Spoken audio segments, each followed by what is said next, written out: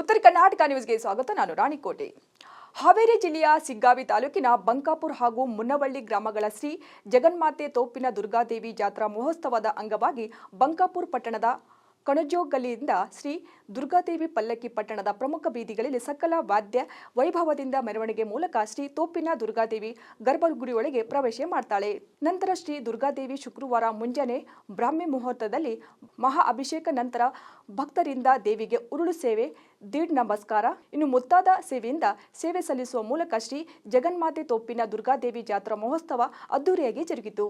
ನಂತರ ಭಕ್ತಾದಿಗಳು ದೇವಿಗೆ ಪ್ರಸಾದವನ್ನು ನೈವೇದ್ಯ ಮಾಡ್ತಾರೆ. ಸುತ್ತಮುತ್ತಲಿನ ಗ್ರಾಮದವರಾದ ಬಂಕಾಪುರ್, ಮುನ್ನವಳ್ಳಿ, ಬಾಡ್, ಹೋತನಹಳ್ಳಿ, ಹಳೆ ಬಂಕಾಪುರ್ ಇನ್ನೂ ಹಲವಾರು ಗ್ರಾಮದವರು ಆಗಮಿಸಿದರು.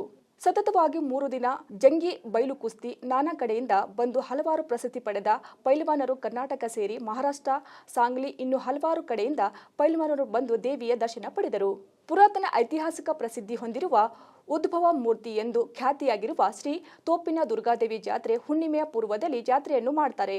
ರಾಜ್ಯ ಮಟ್ಟದ ಜಂಗಿ ಬಯಲು ಕುಸ್ತಿಯನ್ನು ಹಮ್ಮಿಕೊಂಡಿರುತ್ತಾರೆ ಎಂದು ಭಕ್ತರು ತಿಳಿಸಿದರು.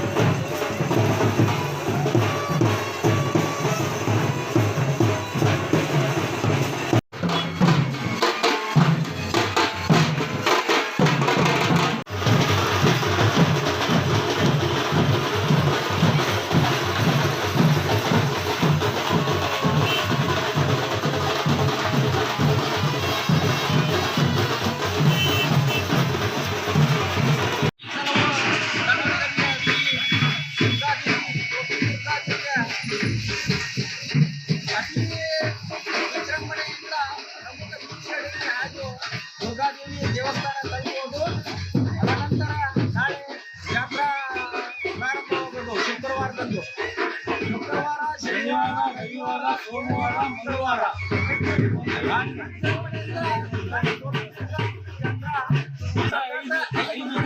ಜಾತ್ರಾ ಮಹೋತ್ಸವ ಜರುಗುವುದು ಹಾಗೂ ವಿಶೇಷವಾಗಿ 3 ದಿನ